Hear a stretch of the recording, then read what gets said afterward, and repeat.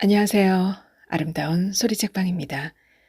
오늘은 문학나무 출판 2013년 젊은 소설에 수록된 신희 작가의 아직 오지 않은 거리를 준비했습니다. 함께 감상해 보시죠. 아직 오지 않은 거리, 신희. 비가 그쳤나 보다. 잠시 그친 거겠지. 바로 앞에서 마주오던 초미니 청치마로 하얗고 긴 다리를 드러낸 여인이 실눈을 뜨고 하늘을 올려다본다. 그녀가 핑크빛 우산을 접는다. 그 뒤에서 화사한 미니스커트 아래로 빨간색 레인부츠를 신은 여인이 덩달아 하늘을 쳐다본다. 그녀가 레이스 우산을 접는다. 그 옆으로 흰색 긴팔 티셔츠와 핫팬츠 아래로 젤리 슈즈를 신은 여인이 주황색 우산을 접는다. 바로 그 여인을 따르던 노란색 우산 속 여인도 시선을 들어 하늘로 옮기고. 린, 최린, 비가 그쳤어. 그쳤다고. 열발짝 정도 앞서가는 너에게 나는 그렇게 외치고 싶다. 나는 그럴 용기가 없다. 대신 막 내 옆을 스쳐 지나려는 멋지게 치장을 한 늘씬한 여인에게 가볍게 목례를 하고 되도록 밝은 톤으로 말을 건넨다. 안녕하세요. 비가 그쳤네요. 나는 카키색 장우산을 접었다. 별로 놀란 기색도 없이 그녀가 걸음을 멈췄다. 그녀는 상냥한 미소를 지었다. 뒤이어 안녕하세요. 정말 비가 그쳤네요. 비가 잠시 그쳤는데 우린 무엇을 해야 하죠? 라고 말하는 그녀의 음성을 나는 들었다. 비가 그치고 사람들이 우산을 접네요. 그것뿐이군요. 아무 일도 일어나지 않는군요. 나는 매우 실망스럽다는 투로 그녀에게 말했고, 그럼요. 비가 그쳐도 놀라운 일이 일어나는 법이란 없죠. 그건 너무 당연한 걸 거예요. 한데 당신이 바라는 건 뭐죠? 라고 말하는 그녀의 음성을 나는 또 들었다. 글쎄요. 무슨 일이 일어나기라도 하면 참 좋을 텐데요. 하지만 그게 뭔지 잘 모르겠습니다. 나는 얼버무리듯 말했고, 모른다고요? 하면서 손목시계를 본 뒤, 자, 그럼 안녕히 라고 말하는 부드러운 그녀의 음성을 나는 또 들었다. 들은 것 같다. 아니, 난 듣지 못했다. 알지도 못하는 여자에게 말을 걸어본 적은 이제껏 없었다. 나는 수줍음이 많은 편이고 목소리마저 작다. 나는 매우 소심하고 매일 아무 탈 없이 조용히 지내기만 바랄 뿐이다. 그건 그저 어리석은 상상 속에서나 가능한 일이고 무엇보다 사람들에게 정신 나간 사람으로 여겨지는 걸 나는 원치 않는다. 아직 우산을 쓰고 있는 너, 무지개 우산 속에 얼굴을 집어넣고 스마트폰에 시선을 주느라 고개 숙인 너와의 거리가 가까우면서도 아득히 멀다. 비 오는 거리, 그러다 비가 잠시 그친 거리에서 행여나 습관처럼 무심히 걷는 일 말고 지금까지 한 번도 일어나지 않은 어떤 일이, 어떤 행운이, 어떤 기적이, 하다못해 모르는 사람이 나에게 다가와 낯선 인사라도 해주기를 나는 처음으로 갈망했다. 노란색 우산 뒤로 캐릭터 우산이 접혀진다. 그 뒤에서 검정 우산이, 그리고 멀찍이 있는 행인 몇몇도 믿을 수 없다는 듯 하늘을 힐끔거린다. 비가 그쳤다는 걸 의심하지 않는데도 나 또한 비스듬히 고개를 든다. 줄지어 선 초고층 빌딩 사이로 검은색 하늘이 삐뚤빼뚤하다. 하늘이 원래 저렇게 생겼던가. 비는 또 내릴 것이다. 기습적으로 모렴치하게 장마가 시작된 지 오늘이 일주일째. 일기예보에 의하면 60ml에서 80ml의 엄청난 비가 내릴 거라고 했다. 그러니 비는 잠시 그친 것이 맞을 거다. 나는 계속해서 접혀지는 우산들을 기이한 풍경인 듯 바라본다. 비가 그치면 우산을 접기 마련인 그 당연한 행동이 나는 조금 놀랍다. 비는 잠시 그쳤고 사람들은 똑같은 행동을 했다. 이 거리에서 비가 그쳤다는 걸 오직 너만 모르고 있다. 알 리가 없지. 모르는 게 당연해. 너는 아직도 스마트폰 깊숙이 시선을 꽂고 무엇을 뒤적뒤적 찾고 있으니 꼭 쥔 채. 너의 이름은 최린. 나이는 31살. 나는 너의 얼굴을 떠올린다. 지극히 당연한 말이지만 너의 얼굴을 떠올리는 건 너와 마주하지 않을 때만 가능한 일이다. 머릿속에서 너의 얼굴을 찾자 어느새 너의 얼굴이 내 앞에서 오롯하다. 내 눈길은 단박에 너의 코로 향한다. 나는 너의 코가 아주 마음에 든다. 갸름한 얼굴에 유별나다시피 길쭉하고 오뚝하며 조각처럼 매끈하게 빠진 너의 코를 처음 본 순간 난 한눈에 사로잡혔다. 하지만 마음속에 왈칵 스미어온 것은 언제나 날 슬프게 했다. 너무나 매력적이고 매혹적이어서 빠져들 수밖에 없는 그것은 언제나 날 슬프게 했다는 말이다. 그러니까 너의 코가 그렇다는 말이다. 너의 콧날에선 연약하면서도 기묘한 냉기가 흘렀고 그래서인지 내가 입술을 달싹이며 제잘거릴 때조차 내 시선은 그곳에 머물러 있었다. 너의 코는 쉽게 이해할 수 있는 것이 아니었다.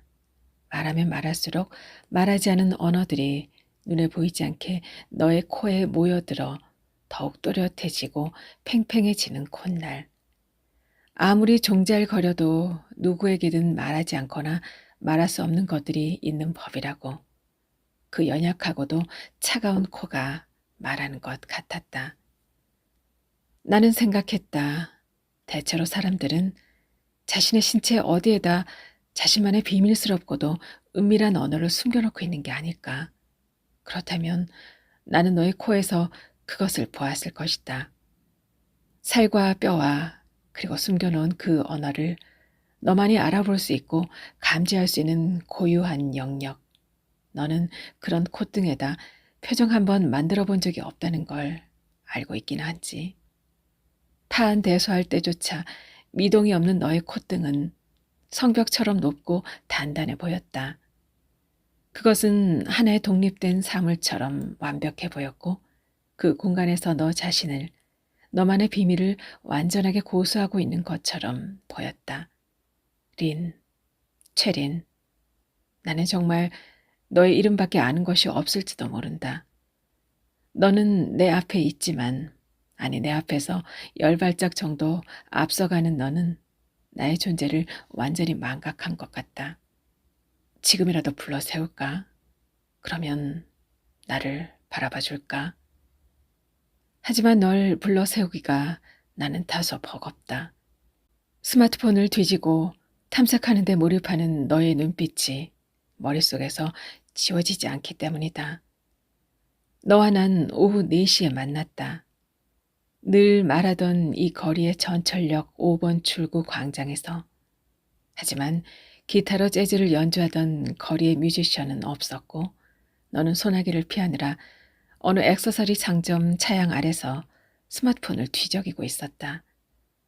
소나기는 화풀이 하듯 내렸다. 나는 뛰어가다시피 걸어서 내 옆에 섰다. 너는 내가 온 줄도 모르는 것 같았고 나는 그랬음에 틀림없다는 생각을 하면서 스마트폰을 두드리는 너의 손가락을 가만히 보았다. 너의 손가락은 격렬하고도 집요했다. 끊임없이 보듬고 애무하고 매달리고 집착하는 너의 기다랗고 휘어진 손가락을 보자 나는 잠깐 멍해졌다. 그곳에 도착하기 전 전철 안의 소녀들이 너의 손가락 위로 보였다. 네댓 명의 소녀들이 의자에 쪼르르 앉자마자 스마트폰을 꺼내곤 이것을 꼭 쥔 채 깊은 시선을 받고 끊임없이 매달리던 그 모습이 어찌나 안쓰럽고 아연했던지. 나는 너의 손가락에서 시선을 올려 내 얼굴을 보았다. 스마트폰에 꽂힌 너의 시선은 광장에 쏟아지는 소나기만큼이나 길고도 깊었다. 나는 너의 이름을 불러야 하나 망설였다. 망설였지만 결국 너의 이름을 부르지 않을 수 없었고 너는 아주 잠시 동안이지만 고개를 들어 날 보았다. 그때 보았던 너의 시선을 나는 정확히 묘사할 수 없다. 그것은 도무지 가능할 것 같지 않다. 다만 너의 시선이 물었다. 당신 누구세요? 누구세요? 내 이름을 부르는 당신은 누구신가요? 오, 마압소사. 스마트폰 깊은 곳에 추락해 있던 너의 검은 눈동자는 이미 빠져나가고 없었다. 너의 눈은 구멍이 난 것처럼 뻥 뚫려 있었고 나를 보고 있지만 나를 보고 있지 않은 눈이었다. 너와 나 사이의 거리는 침묵으로 젖어 있다. 안 그래도 거리가 온통 젖어 있고 삐죽삐죽 서 있는 초고층 빌딩도 고즈넉이 서 있는 가로등들도 쭉 늘어선 상점들의 간판도 그리고 도열에 있는 플라타너스도 마찬가지다. 너와 나 사이의 거리에서 젖은 나뭇잎 냄새가 난다. 나는 선택의 여지 없이 그 냄새를 맡아야 했는데 의외로 그 냄새도 마음에 든다. 냄새는 계속해서 이어져 오지만 그러나 너는 멀어져 간다. 나뭇잎에서 빗방울 하나가 톡 하고 내 이마를 건드린다. 갑자기 두통이 밀려온다. 심수 사나운 할아버지의 얼굴처럼 잔뜩 찌푸린 하늘이 너의 어깨에 닿아 있다. 나는 이마를 만지는 대신에 너의 어깨 너머로 유리창이 파란 빌딩을 올려다본다. 파랗다. 파랗다. 수많은 파란 눈이 거리의 모든 걸 내려다보는 것 같다. 전신에 100개의 눈을 달고서 모든 걸 본다는 신화 속 괴물처럼. 그런데 그 눈들은 두꺼운 눈꺼풀을 내리깐 채 꽉 닫혀 있다. 그것들은 언제까지나 닫혀 있을 것이란 걸 나는 알고 있다. 저 빌딩은 높고도 높아서 조금은 슬프기까지 해 보인다. 나는 고개를 돌려 도로의 차들을 바라본다. 경박하게 춤추던 와이퍼들도 일제히 휴식을 취하고 있다. 어딘가에서 허밍을 곁들인 경쾌한 리듬의 노래를 목소리 좋은 테너가 부르고 있다. 플로렌스에는 미인도 많아. 플로렌스에는 미인도 많아. 그 노랫소리의 진원지는 틀림없이 음반 가게일 것이다. 그곳을 찾으려 두리번거리는데 저기요. 잠깐만요. 하는 목청 큰 여자의 목소리가 들려온다. 나는 그 소리의 진원지를 찾으려 더 바삐 두리번거린다. 여기에요. 위를 올려다 보세요. 당신은 지금 그 자리에 멈춰야만 하는 중대한 이유가 있답니다. 그러니 잠깐만 서 주실래요? 여자의 말이 끝나자 플로렌스에는 미인도 많아. 플로렌스에는 미인도 많아. 테너의 음성이 따라 붙는다. 위를 올려다보니 열린 파란 창문으로 웬 여자가 고개를 내밀고 있다. 창문이 열려 있다니 이 거리에서 처음으로 진기한 일이 벌어졌다. 너무 높이 있어서 여자의 얼굴 윤곽선이 흐리댔지만 나는 대뜸 아름다운 여자다 라고 생각한다. 자리에 멈춰야만 하는 중대한 이유가 무엇입니까? 나는 여자에게 손나팔을 만들고는 묻는다. 물론 목소리를 작게 내어서는 안 되었다. 창밖으로 여자의 두 손이 팔락팔락한다. 제가요, 볼펜을 가지고 손가락 장난하다가 그만 그리로 떨어뜨렸거든요. 그리 비싼 것은 아닙니다. 하지만 소중한 것이에요. 소중한 사람이 선물한 것이랍니다. 그러니 그 볼펜을 주어 잠시 거기에 계셔 주시겠어요? 부탁이에요. 정말로 여자의 목소리엔 절박감이 감돈다. 그럼요. 그렇게 하지요. 아름다운 여자의 부탁을 거절하는 법을 나는 모른다. 뒤이어 감사해요. 감사해요. 라고 연신 외치는 여자의 목소리를 나는 들었다. 뭘요? 저는 지금 바쁜 것도 아니니까요. 어디 목적지가 있는 것도 아니고 말이죠. 라고 나는 말했고, 잠깐만 기다려주세요. 총알처럼 내려갈 테니까요. 라고 다급하게 외치는 여자의 목소리를 나는 또 들었다. 들은 것 같다. 아니, 난 듣지 못했다. 이 거리에서는 그런 일이 일어날 수 없다. 게다가 나는 초면인 여자와 스스럼 없이 말하기엔 낯을 많이 가리는 편이고, 정말이지 나는 한 번만이라도 내가 발랄해졌으면 한다. 도무지 불가능한 일에 매달려 아무짝에도 쓸모없는 공상으로 유의하는 것이 고작인 성격 탓에 나는 점점 현실 감각이 떨어지고 모자라는 인간이 되어간다. 사실 너와 나는 목적지가 없다. 주말이면 오후 4시에 이 거리의 전철역 5번 출구 광장에서 만났고 기타로 재즈를 치던 뮤지션의 연주를 보았고 얼마간의 성의로 적은 액수의 금전으로 보답했으며 그리고 걷고 또 걸었다. 만난 지 1년이 되어가는 너와 나의 데이트가 이런 패턴으로 변한 건 한 달 전부터이다. 그러니까 한 달 전. 너는 가지고 있던 휴대폰을 처분하고 스마트폰을 구입했고 그 뒤 너의 시선은 나로부터 멀어져 갔다. 아마 그랬을 것이다. 아니, 그랬을 거라고 생각하고 싶다. 나와 함께 있을 때에도 너는 그걸 들여다보며 노래나 영화 제목을 찾다가 화들짝 놀란 듯 내 눈앞에 들이대거나 거리의 소음 속에서 노래를 들어보라며 내 귀에 대어주기도 했다. 그런 시간들이 내겐 조금도 즐겁지 않았다. 그전까지는 행복했다.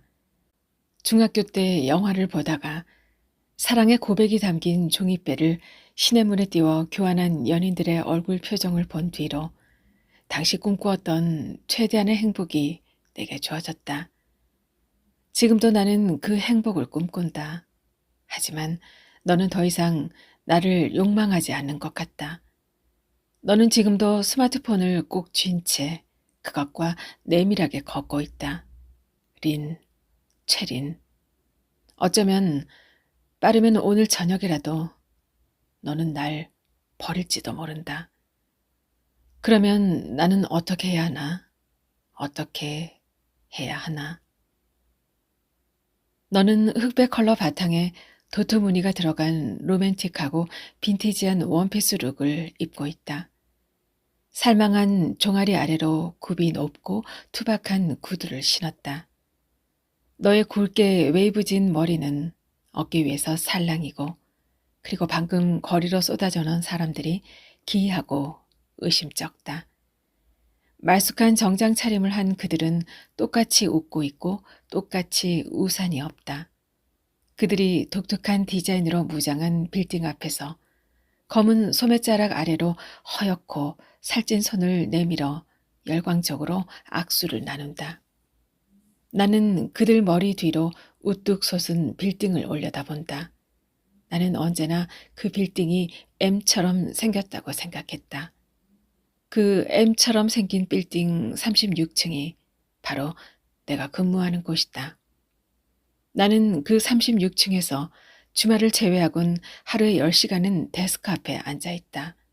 나는 오전 8시면 소형 승용차를 몰고 이 거리를 향해 질주하고 그렇게 하루가 시작된다는 사실에 대해 한 번도 의구심을 가져본 적이 없다. 그러므로 이 거리는 나에게 친숙하다. 하지만 주말에 찾아든 이 거리는 언제나 서먹하고 낯설었다. 꽤 친밀해진 애인이 어느 날 알 수 없는 이유로 뜬금없이 내외하는 것처럼 그건 너도 그렇다고 했다. 이제 50m 정도 가면 S처럼 생긴 빌딩과 딱 마주칠 것이다. 그 빌딩 52층에서 너 역시 주말을 제외하곤 하루에 10시간을 근무하고 너는 그 사실에 긍지를 느낀다고 했다. 그건 나도 그렇다고 했다.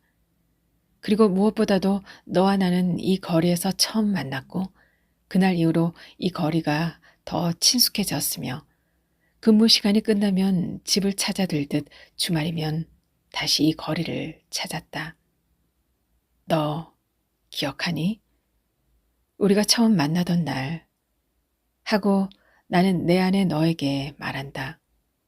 이 거리는 여전히 존재하고 어제 사람들이 그랬듯 오늘의 너도 이 거리를 걷는다.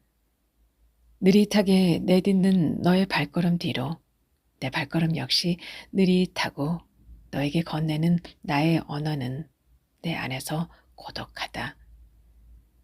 그날 나는 거래 계약건으로 내 사무실을 찾았지. 라고 나는 내 안에 너에게 말한다. 계약을 마치고 회사로 돌아와 자리에 앉았을 때 휴대폰을 그곳에 두고 왔다는 사실을 알게 되었어. 라고 나는 또 말한다. 그러니까 상담 중 걸려온 전화를 잠깐 받고는 그만 탁자에 놓아둔 걸 깜빡 잊은 것이었다. 거리는 직선에 가깝다. 비가 잠시 그친 도로에서 차들이 속도를 내고 있다. 그리고 너는 내가 근무하는 회사로 전화를 걸어와 그 사실을 알렸다. 근무 시간이 끝난 뒤 M처럼 생긴 빌딩과 S처럼 생긴 빌딩 중간쯤에 있는 장미가 무더기 피어있는 공원에서 첫 만남이 이루어졌다는 걸 너와 나는 안다. 그때 나는 향이 훌륭한 에스프레소가 생각났지만 너는 길바닥 커피를 마시자고 했다. 길바닥 커피요? 나는 물었다. 네, 길바닥 커피요. 자주 즐기는 건 아니에요. 하지만 오늘은 왠지 길바닥 커피를 하면서 너는 하얀 장미꽃밭 속으로 숨어들더니 어느새 자판기에서 커피 2잔을 빼왔다. 너와 나는 붉은 장미꽃밭을 등지고 커피를 마셨는데 나는 앞뒤 풍경을 통해서 장미꽃의 종류가 그렇게도 많다는 걸 처음 알았다. 내가 하얀 장미꽃에서 노란 장미꽃으로 시선을 옮기려 할 때 너의 목소리가 들려왔다. 처음 입사하던 날이 생각나요. 너는 시선을 저 건너에 있는 S처럼 생긴 빌딩에 두면서 세상에서 가장 흐뭇한 미소를 지었다. 너는 노래를 흥얼거렸다.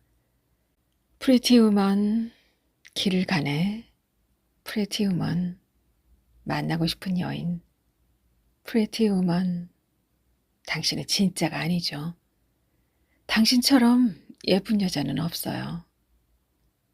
너는 독특한 디자인으로 무장된 S처럼 생긴 빌딩에서 근무하게 된 뒤 매일 아침 그 빌딩으로 들어설 때 대학 시절 보았던 영화 귀여운 여인이 생각난다고 했다.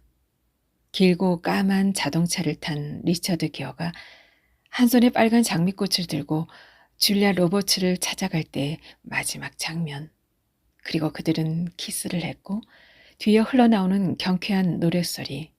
너는 매일 아침 출근할 때 폼나는 양복을 입고 팔짱을 낀 채 너를 향해 눈가에 옅은 주름을 만들며 미소를 짓고 있는 리처드 기어가 거기서 있는 것 같다고 했다. 너는 매일 아침 S처럼 생긴 빌딩으로 들어설 때 그렇게도 매력적인 리처드 기어의 품속으로 안기는 것 같은 느낌이 든다고 했다. 지금도 그렇습니까? 나는 물었다. 물론이에요. 내가 말했다. 그렇게 너와 나의 만남이 시작되었다. 너와 나는 야근이나 별다른 약속이 없으면 이 거리의 즐비한 테라스 카페에서 만났는데 너는 테라스에서 살짝 삐걱 소리가 나는 3번째 카페를 좋아했고 그곳에서 역시 3번째 만났을 때 내가 한 말을 나는 아직도 기억한다. 이 거리에서라면 우린 행복할 거예요. 너는 체인백을 빙글빙글 돌리며 사푸사푸 다가왔고 내 옆에 멈춘 너는 마치 탭댄스를 추듯 가볍게 구두 소리를 냈다. 테라스엔 혼자서 잡지를 보거나 잡담을 나누는 사람들로 그들먹했지만 너는 그들이 보거나 말거나 개의하지 않는 것 같았고 나는 그런 내가 특별해 보였다. 너와 나는 테라스 의자에 앉아 S처럼 생긴 빌딩 너머로 어두워지는 저녁 하늘을 바라보았다. 거리에 땅거미가 몰려오고 마침내 어두워지는 저녁 하늘을 둘이서 함께 바라볼 수 있다는 것. 그래, 이런 것이 행복이겠지. 나는 내가 한 말을 마음속 깊이 음미해 보았다. 이 거리에서라면 우린 행복할 거예요. 너는 바로 그 세 번째 카페를 지나고 있다. 테라스엔 단 한 쌍의 젊은 남녀가 마주 앉아 담소를 나누고 있다. 남자는 말하고 여자는 고개를 끄덕인다. 여자의 눈에는 이해의 빛이 담겨 있다. 그 표정이 낯설다. 나는 이 거리에서 더 이상 행복하지 않고 실제로는 내 사랑에 대해, 내 삶에 대해 제대로 한 번도 알지 못했다는 걸 저 여인의 표정에서 본다. 그 여인의 얼굴을 보느라 우산을 든 행인과 살짝 부딪혔다. 짙은 갈색 체크무늬 우산이 눈에 들어온다. 아마도, 아니 틀림없이 비는 또 내릴 것이다. 그것도 기습적으로, 몰염치하게. 갑자기 내가 걸음을 멈추곤 고개를 천천히 돌린다. 나 역시 내 뒤에서 주춤주춤 선다. 나를 보려는 걸까? 웬일인지 나는 숨이 탁 막히고 다리가 후들거려 중심을 잃는다. 들키고 싶지 않다. 아니, 들키는 편이 나을까?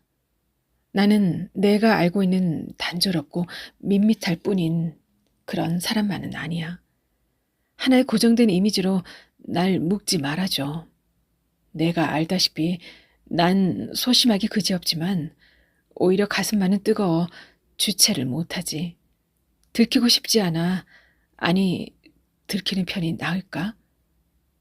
그러나 너의 시선은 나한테로 오지는 못하고 저 멀리 어딘가에 걸려 있다. 너의 옆 얼굴에서 반쯤 지워진 입술이 붉게 열려 있다. 그 입술을 보자 붉은 장미꽃과 느닷없이 만난다. 너와 처음 만나던 날, 장미가 무더기 피어 있었던 공원, 그 아련하고도 싱싱한 냄새, 그 꽃밭 안에서 조그만 어깨를 살짝살짝 흔들며 노래를 부르던 너 또한 얼마나 아름답고 싱싱했던가. 내가 노래를 흥얼거리고 난 귀담아 듣는다. 노랗고 하얗고 붉은 장미가 지금 여기에서 흐드러진다. 장미의 싱그러운 내음이 거리에 가득 차오른다. 난 그 냄새에 취한다. 냄새는 더욱 강렬해진다. 그 냄새 안에서 너와의 첫 만남이 더욱더 생생하게 떠오르고 그리고 내 호흡은 이상할 정도로 불규칙하다. 기억해, 린. 하지만 그 말은 목에 걸려 제대로 나오지 못하고 실은 무엇을 기억하라는 건지도 모르겠다. 장미꽃 향기가 훅 콧속을 메운다. 나는 가지에 조랑조랑 붙어있는 장미꽃 줄기 하나를 꺾고 내 시선을 비끌어매는 호공의 한 지점에 푹 꽂는다. 내가 다시 걷는다. 너는 커다란 은행을 지나자마자 어깨를 쓱 돌리곤 그 은행을 끼고 있는 주택가로 들어선다. 그 길 안쪽엔 전광판이 서 있다. 그 전광판 앞도 한 달 동안 내가 잠시 머물던 곳이므로 나는 놀라지 않는다. 너와 나는 사귄 지 1년 남짓 되지만 사람들이 우리를 보면 10년쯤 된 부부로 생각할 것이다. 왜 이제는 서로가 별 할 말이 없는지 그것에 대해 생각하는 동안 너는 까만 승용차를 띄운 전광판 앞에 서고는 고개를 들어 올린다. 편안하게 드라이브를 즐길 수 있는 넉넉한 공간과 장거리 여행에도 필요하지 않은 편안한 승차감. 진정한 드림카로 손꼽기에 부족함이 없다.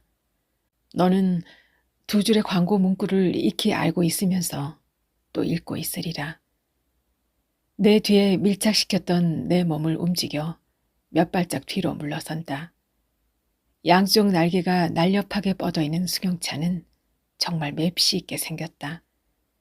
마치 거대한 검은 새가 날개를 쫙 펴고 하늘로 비상하는 것 같다. 드림카, 드림카. 나는 조심스럽게 입 밖으로 소리내어 본다.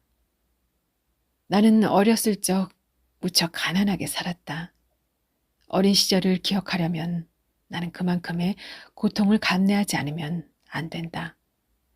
나는 기껏해야 자전거 가게의 주인이 되는 것이 꿈이었다. 내가 전광판을 들여다보는 동안 나는 무기력한 시선으로 주변을 둘러본다. 오래된 빌라들이 늘어선 이 골목은 믿을 수 없을 만큼 조용하다. 이름 모를 초목이 지면과 시멘트 담장 틈새를 뚫고 나와선 파릇파릇 자라고 있다. 전광판 바로 뒤 하얗게 페인트 칠 되어 있는 빌라의 담장은 군데군데 시멘트가 벗겨진 채로 방치되어 있다. 그 안에 빛바랜 붉은색 벽돌들이 적나라하게 드러나 있고 그 밑으로 시멘트 조각들이 흩어져 있다. 전광판을 오른쪽에 두고 노랗게 페인트 칠 되어 있는 어린이용 건널목이 보인다. 그 건널목에 새 한 마리가 뭉개져 있다. 납작하게 으깨졌다가 흩어지고 있는 그 새는 형체를 알아볼 수 없지만 그 자네로 보아 분명히 비둘기였을 것이다.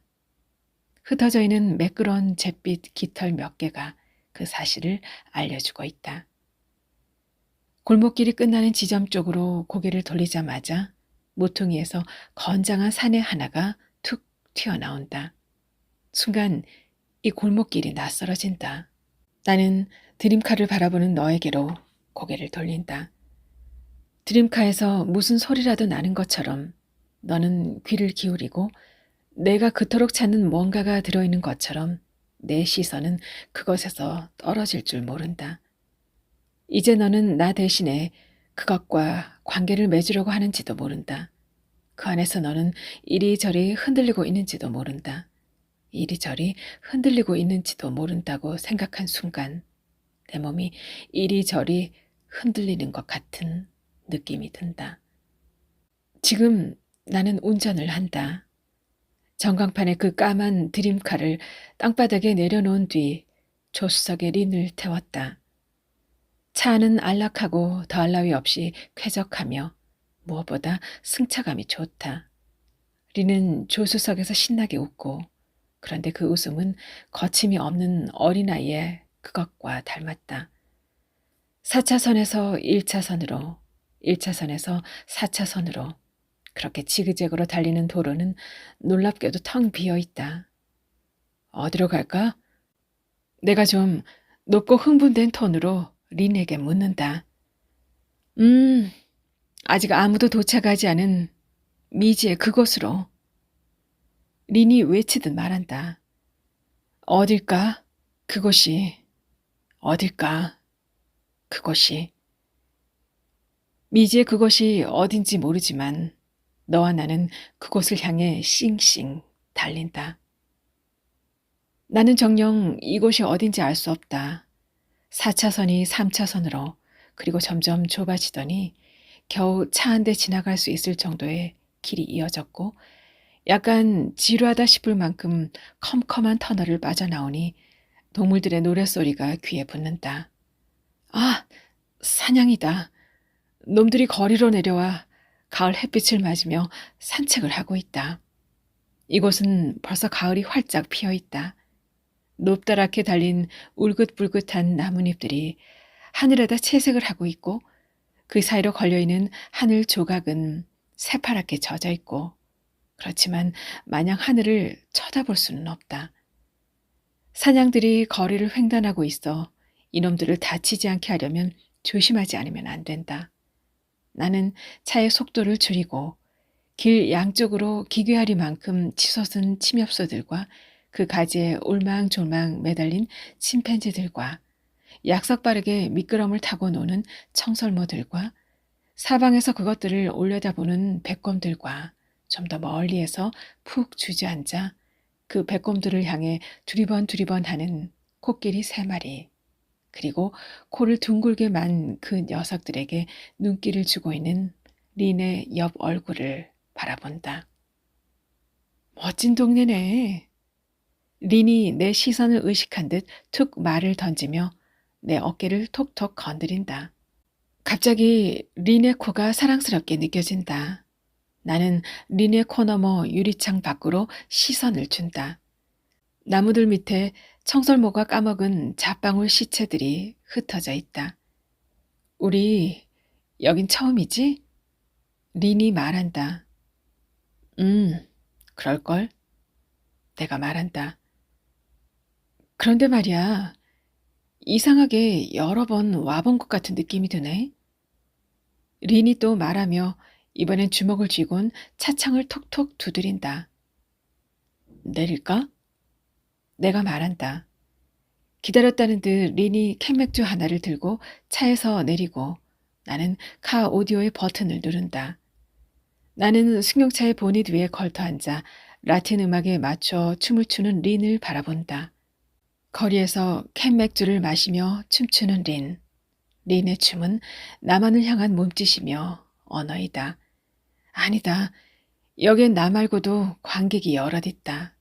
사냥과 침팬지들, 그리고 청설모와 백곰과 코끼리들이 린의 춤을 바라보며 턱을 흔들거나 발가락을 까닥까닥 한다. 린이 탭댄스를 추듯 구두 소리를 낸다. 따닥따닥 따닥, 따닥따닥 따닥. 나무와 돌들도 귀를 기울이고 나는 그 소리를 듣는다. 따닥따닥 따닥, 따닥따닥 따닥. 나는 그 소리를 또 듣는다. 린의 웃음소리가, 구두 소리가 점점 가까이 들려온다. 점점 크게 들려온다. 들린 것 같다.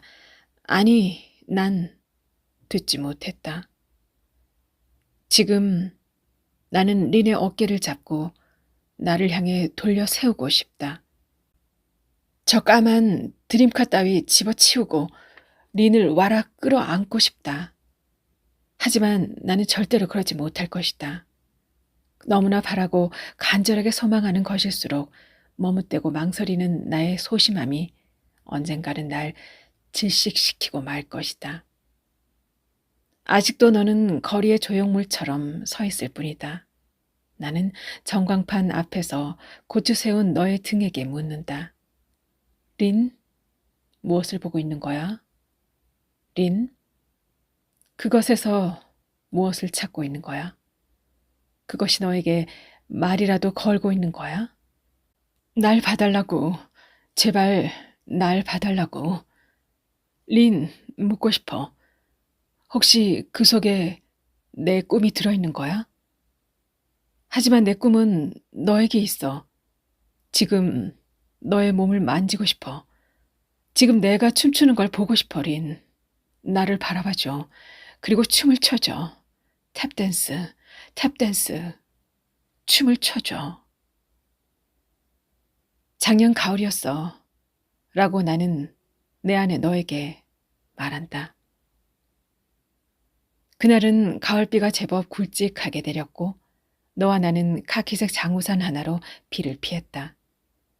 우산 하나로 비를 완전히 피할 수는 없어서 옷은 금세 젖어들었고 그렇지만 너와 나는 즐거웠다. 너와 나는 비를 피할 목적으로 극장에 들어갔는데 영화가 끝나고 밖으로 나오니 또 비었다. 너와 나는 거리 카페로 들어갔다. 카페 안엔 그윽한 커피 향이 퍼지고 있었다. 너와 나는 자리에 앉지 않고 서로의 눈을 응시하다 슬그머니 밖으로 나왔다. 나중에 알게 된 사실이지만 그윽한 에스프레소 향 때문이었다. 비 내리는 날, 젖은 옷에서 나는 비 냄새와 에스프레소의 그윽한 향이 너의 오피스텔로 이끈 것이었다. 너와 나는 내가 사는 오피스텔 정문 앞에 마주섰다. 나트륨 등 불빛이 밤에 물든 너의 얼굴을 노랗게 만들었고 내 노란 이마엔 비에 젖어 고불고불해진 머리카락 몇 올이 흘러내리고 있었다. 너는 나를 집요한 시선으로 바라보더니 돌연 내 손에 든 카키색 장우산을 빼고는 그 우산 꼭지를 내 가슴에다 총처럼 겨누었다. 자, 우산 꼭지를 잡아요. 너는 마치 직장 상사가 부하 직원에게 업무를 지시하듯 부드러운 명령조로 말했고 그렇게 말하는 내 목소리엔 거부할 수 없을 만큼 압도적인 힘 같은 것이 있었다. 나는 내가 시키는 대로 장우산 꼭지를 한 손으로 잡았고 그렇게 해서 너와 나는 장우산을 맞잡게 되었다. 너는 다짜고짜 우산을 잡아당기곤 물었다. 당신 원래 그렇게 소심해요? 내가 우산을 잡아당겼기 때문에 약간 너에게 다가간 나는 잠시 미적미적하다. 제가 좀 그렇습니다. 라고 형편없이 대꾸했다. 너는 또다시 우산을 잡아당기곤 물었다. 당신 원래 그렇게 재미없어요? 내가 우산을 더 잡아당겼기 때문에 나는 좀 전보다 더 내가 있는 곳 가까이 설 수밖에 없었다. 나는 너의 압도적인 표정에 어리벙벙한 상태가 되어 제가요. 그러니까 제가 좀 재미없는 사람이기는 합니다. 라고 정말 한심한 대답을 하고야 말았다. 내 대답이 끝나기 바쁘게 너는 우산을 더 세게 잡아당기곤 말했다. 그러니까 찌질이다 이거죠. 내 코와 너의 코가 맞닿았다. 좋아요, 찌질이 씨. 뭐 찌질이도 나쁘지는 않아요. 괜찮다고요. 나의 입술과 너의 입술이 맞닿았다. 궁금한 건 내가 말했다. 날 욕망해요? 나는 용기를 냈다. 네, 욕망해요. 다시 말해봐요. 날 욕망해요? 욕망합니다. 오늘 밤? 오늘 밤. 어떤 사람의 방에 들어가면 그 사람을 알 수 있다는 말이 있다. 하지만 나는 너의 공간에서 너를 알 수 없었다. 어쩌면 내가 긴장했기 때문인지도 모르겠다. 그저 회색 톤의 벽지와 역시 회색 톤의 낮은 가구들, 그리고 그 흔한 화분은 없었으며 오렌지 맛의 새큼한 향이 났고 1인용 소파 아래는 너의 몸집에는 다소 크다 싶은 꽃무늬 쿠션이 덩그렇게 놓여 있었다. 전체적으로 단조롭고 깨끗했지만 여자가 쓰는 방치고는 아기자기한 맛이 없었다.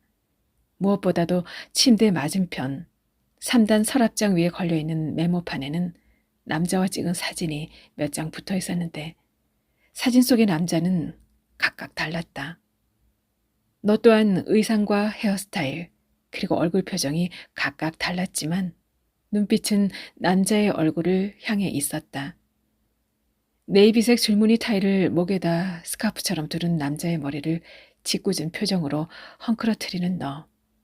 머리가 어깨까지 내려온 남자의 두툼한 어깨를 감싸 안고 제잘대는 너. 연보라색 드레스 셔츠를 입은 남자의 뺨에 목을 길게 늘어뜨리며 입맞춤하는 너. 그리고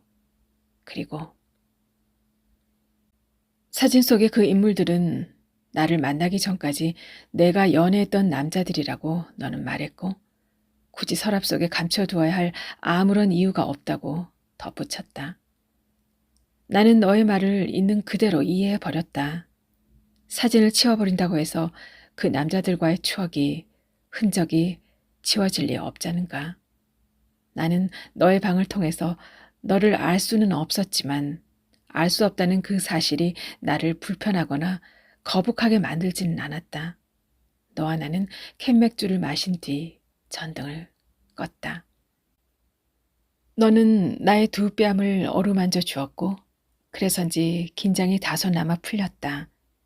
너는 너만의 어둠 속 공간으로 날 데려갔다. 그 어둠 속에서 하얗게 피어나는 너의 나신을 나는 바라보았다. 창밖에는 나뭇잎을 두드리는 빗소리가 울리고 퍼지고 너는 내 몸 위에서 음악처럼 출렁였다. 창밖에는 비가 음악처럼 내리고 오래전 어느 골목길에 들어섰을 때 깜깜한 밤하늘 아래 울려 퍼지던 하프의 애수띤 선율이 너의 굴곡진 허리로 돌아와 흐르고 있었다. 오래오래 그 선율을 듣고 싶었다. 너의 이마에서 나의 가슴으로 톡 떨어지던 작은 땀방울의 촉각을 영원히 나의 가슴에다 새겨두고 싶었다. 기억하고 싶었다. 너는 나를 오래도록 탐했는데 그렇게 탐하고 난 뒤 내가 본 건 파리하게 변한 너의 얼굴, 그리고 그 얼굴 속에 담겨있는 텅 빈 눈, 멍해 있으면서도 황홀감에 빠진 어딘지 모를 곳에 닿아 있는 눈이었다. 오후 5시, 거리는 단번에 어두워진다. 너는 다시 무지개 우산을 쓴 채 거리의 소음 속으로 걸어간다. 너는 다시 행인들을 뚫고 나아간다. 비가 잠시 그친 이 거리는 자동차 불빛으로 반짝거리고 길가의 가게들은 잠에서 막 깨어난 듯 다채로운 빛깔들을 뿜어내기 시작한다. 내가 걸음을 멈추곤 바로 옆 구두 가게로 시선을 준다. 가게 안에는 여인들이 몸을 깊이 굽히곤 구두를 신어보느라 한참이다. 그 위에선 샹들리에가 유리알들을 흔들며 그들의 몸에다 아낌없이 빛을 뿌리고 있다. 조명등 아래 진열대에선 에나멜 구두들이 뾰족한 앞코로 저마다의 광채를 발산하고 그 빛이 흐르고 엉켜 오묘한 빛깔을 만들어낸다. 내가 다시 걷는다. 너는 가방 속에 든 스마트폰을 꺼낸다. 그 속에서 너는 또 무엇을 찾는다. 그 속에서 너는 또 무엇을 원한다. 내가 원하는 건 그것이 정확히 뭔지 모르겠지만 스마트폰이 주는 정보 따위가 아닐지도 모른다고 나는 잠깐 생각한다. 그 사이 H처럼 생긴 빌딩이 가까이 다가온다. H처럼 생긴 빌딩 다음엔 I처럼 생긴 빌딩일 것이고 그 다음은 쇼윈도들과 그 안을 기웃거리는 사람들이 거리를 채우고 있을 것이다. 그 매장들은 대부분 옷을 판다. 윈도우 안에선 철 잃은 가을 옷을 멋들어지게 입은 마네킹들이 지나가는 사람에게 손짓을 할 것이다. 나를 봐달라고, 나를 봐달라고.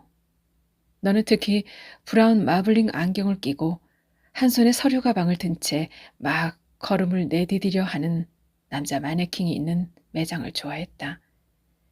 남자 마네킹 옆에는 물론 여자 마네킹도 있는데 너는 브라운 마블링 안경을 낀 남자 마네킹에만 유독 시선을 주었다. 여자 마네킹은 어디에다 흔하지만 남자 마네킹은 좀처럼 보기 힘들어서 그런지도 모르고 아니면 브라운 마블링 안경을 낀 남자 마네킹이 워낙 시선을 잡아끌 만큼 매력적이어서인지도 모른다. 브라운 마블링 안경을 낀 마네킹을 생각하고 있는 동안 어느새 너는 브라운 마블링 안경을 낀 마네킹 앞에 서 있다. 그 마네킹 옆에는 여자 마네킹이 오색빛 몸단장을 막 끝냈다. 그녀가 깡마른 한 손을 허리에다 얹고 꽃봉오리 같은 가슴을 쑥 내민다. 살며시 치켜뜬 두 눈엔 아양을 담뿍 담고서 디자인이 정직한 블랙 슈트와 화이트 셔츠를 입은 브라운 마블링 안경을 낀 남자 마네킹은 타이 대신 셔츠 단추 2개를 풀었다. 머리엔 챙좁은 중절모를 그리고 와인 색상의 구두를 신고 막 어디로 출발하려는 듯한 포즈를 취하고 있다. 이완 맥그리거가 무색할 지경이군. 탄성이 섞인 너의 목소리를 나는 너의 등 뒤에서 듣는다. 너는 지금 이완 맥그리거를 생각하고 나는 내 등 뒤에서 날 봐주기를 기다린다. 나는 너를 기다린다. 그러므로 너와 나의 거리는 기다림의 거리이며 그 기다림 속에서 나는 고통을 느낀다. 고통스러워. 지난 주말 너와 나는 이 거리의 지하철역 광장에서 만났고 길고 직선에 가까운 이 거리를 똑같은 패턴으로 걸었다. 동네가 바뀌는 큰 내거리에 이르자 너와 나는 발길을 돌려 극장에 갔다. 너와 나는 로베르토 로셀리니 감독의 이탈리아 영화를 봤고 영화가 끝나고 밖으로 나오니 거리는 어스름한 저녁이었다. 너와 나는 이탈리안 레스토랑에서 봉골레 스파게티를 먹었다. 그러고는 즐겨차는 세 번째 카페 테라스에 앉아 아이리쉬 커피를 마시며 이런저런 얘기를 나눴다. 너와 나는 S처럼 생긴 빌딩 너머로 어두워지는 저녁 하늘을 바라보았다. 그 뒤 너는 내내 말이 없었다. 사위가 완전히 어둠에 잠겼을 때 너는 겨우 입 밖으로 한마디 뱉어냈다. 아침이면 출근, 사무실에서의 10시간, 매일 똑같은 반복이 고통스러워. 너는 어디엔가 몸을 기대고 싶은지 자꾸 몸을 뒤척였다. 그런 너를 보면서 모든 걸 심드렁하게 하는 그 반복이 내 안에서 나까지 지워가고 있는 것은 아닐까 나는 생각했다. 캄캄한 하늘에 청색띠가 끼어들어 어딘지 탁하다는 느낌을 받았을 때 밝은 연두색 우산을 든 여인이 들어와 내 옆 의자에 앉았다. 그때 하늘에서 우지끈하고 나무가 부러지는 요란한 소리를 내더니 금년의 첫 장맛비가 쏟아져 내리기 시작했다. 대낮은 투명하게 맑았고 때문에 미처 우산을 준비할 생각을 못했는데 그건 너도 마찬가지였다. 거리엔 우산을 쓴 행인들이 종종 걸음을 치고 있었다. 손에 우산을 들고 있지 않은 사람은 너와 나뿐이었다. 너와 나는 비가 그칠 때까지 기다릴 수밖에 없었다. 1시간 정도가 지나서야 비는 소강 상태로 접어들었다. 너와 나는 빗줄기의 두께를 가늠하며 자리에서 일어났다. 50m 정도 걸었을까. 소나기가 다시 무섭게 내리기 시작했다. 너와 나는 어느 가게 차양 밑으로 달려가 비를 피했다. 그 차양 아래서 정면 어딘가를 뚫어지게 바라보았다. 내가 불쑥 말했다. 고통스러워. 내가 시선을 고정시킨 채 다시 말했다. 말해봐. 우리 오늘 뭘 했지? 너의 목소리에 빗소리가 사납게 끼어들었다. 차분하면서도 냉랭한 너의 목소리에 나는 좀 당황했다. 나는 머뭇거렸다. 우린 오늘 한 게 없다고. 너의 말을 잘 이해할 수 없었던 건 빗소리 때문이 아니었다. 그건 너무나 당연했다. 너와 내가 한 일이 왜 없단 말인가? 나는 말했다. 우린 좀 걸었고. 걸었지. 달리 할 게 없었으니까. 너는 재빨리 내 말을 채갔다. 그리고 우린 극장에 가서 영화를 봤고. 보았지. 볼 게 그것밖에 없었으니까. 그리고 우린 이탈리안 레스토랑에서 저녁도 먹었고. 먹었지. 배가 고팠으니 먹을 수밖에 없었고. 그리고 우린 카페 테라스에서 아이리시 커피를 마셨고. 아이리시 커피? 그래, 커피 종류는 많아. 그중에 아이리시 커피였을 뿐이고. 그런데 그게 새로운가? 그리고 우린 그 카페에서 이런저런 얘기도 나눴다고. 이런저런 얘기라. 그렇지. 이런저런 얘기였어. 언제나 뻔한 그 얘기. 사람과 사람이 만나면 할 것도 많고 할 얘기도 많아. 하지만 언젠가는 그다지 새로울 것이 없는 게 되고 말지. 어떤 얘기를 하든 무엇을 하든 그리고 섹스도 마찬가지야. 모든 게 똑같이 반복될 뿐이지. 새 남자친구가 생겨도 또 반복, 반복, 언제나 반복. 인간만큼 지루한 동물이 또 있을까? 도대체 한 인간에게 집착하는 일이 가능한 걸까? 도대체 한 인간에게 집착하는 일이 가능하지 않을 이유는 무엇일까? 그래, 너의 말이 맞는 것이라면 무엇이 우리로 하여금 한 인간에게 집착하지 못하도록 만드는 걸까?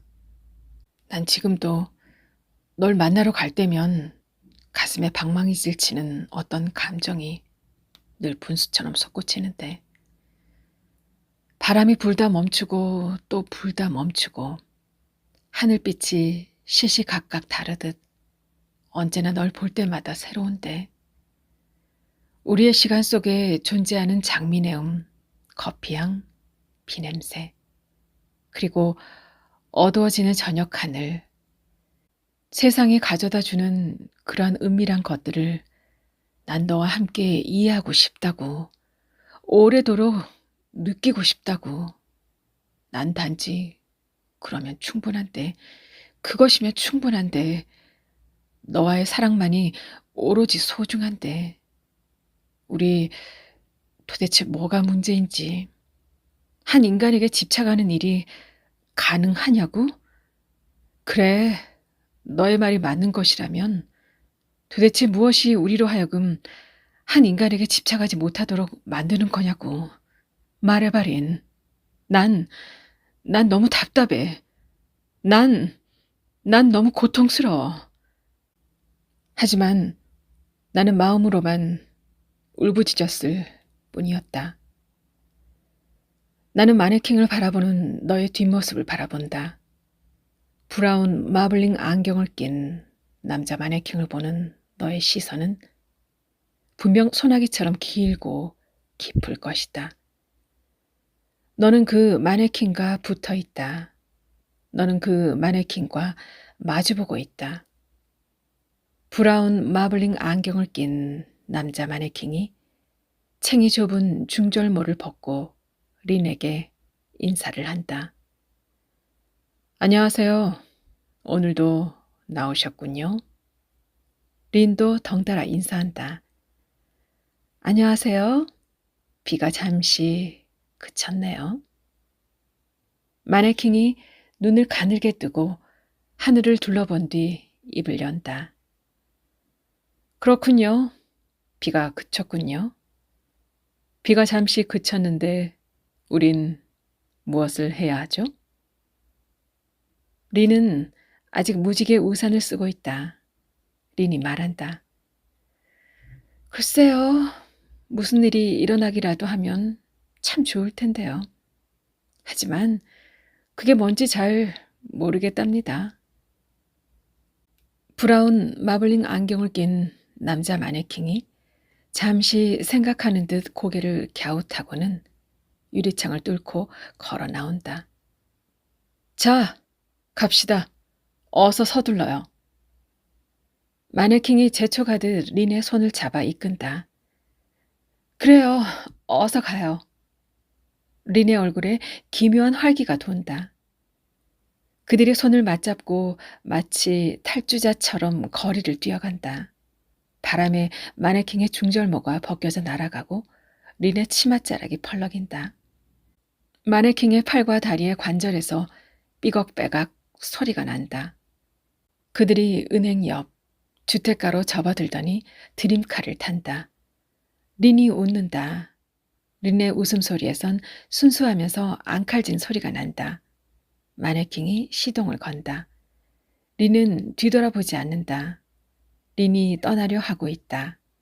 나는 소심함으로 그래서 필요 이상으로 크게 튀어나오는 어색한 목소리로 너를 부른다. 내 목소리엔 흐느낌이 묻어있다. 린, 날 바라봐줘. 날 바라봐줘. 기적처럼 린이 돌아본다. 린이 날 보고 있다. 아니, 린이 날 보고 있지 않다. 시선이 없다. 나는 저 눈을 알고 있다. 비 오던 그날, 날 오래도록 탐하고 난 뒤 찾아왔던 파리한 얼굴, 멍에 있으면서도 황홀감에 빠진, 아니, 저 눈은 내가 아는 그 눈이 아니다. 뭔가에 홀린 듯 하면서도 텅 비어있는, 채워도 언제까지나 텅 비어 있을 듯한 눈. 비가 다시 내리기 시작한다. 네. 신희 작가의 아직 오지 않은 거리 잘 감상하셨나요? 작가의 창작 노트를 한번 들여다볼게요. 나는 아직 오지 않은 거리를 걷고 있다. 거리를 걷는 사람들은 너무 많고 대부분 빈손으로 다니지 않는다. 이젠 당연한 풍경이 되어버렸다. 휴대폰을 들고 있거나 테이크아웃 컵을 들고 있거나 지갑을 들고 있거나 쇼핑백을 들고 있거나 나는 깜짝 놀란다. 사람들의 걸음걸이가 왜 다들 똑같지? 걷는 속도야 제각기 다르지만 그들의 발은 쭉쭉 앞으로만 내딛고 있다. 그런 걸음걸이로는 이 거리가 감춰놓은 것까지 속속들이 들여다볼 수 없을 것이다. 그래, 나는 이렇게 걸어보련다. 잠시 걷다가 멈추어 돌아보고 또 잠시 걷다가 되돌아 들여다보고 때로는 그들이 눈치채지 못할 만큼 느리게 뒷걸음쳐 보기도 할 것이다. 신희 작가는 2010년 자음과 모음 신인문학상의 단편 제가 당선되어 등단했고요. 2013년 젊은 소설의 단편 아직 오지 않은 거리가 선정된 작가입니다.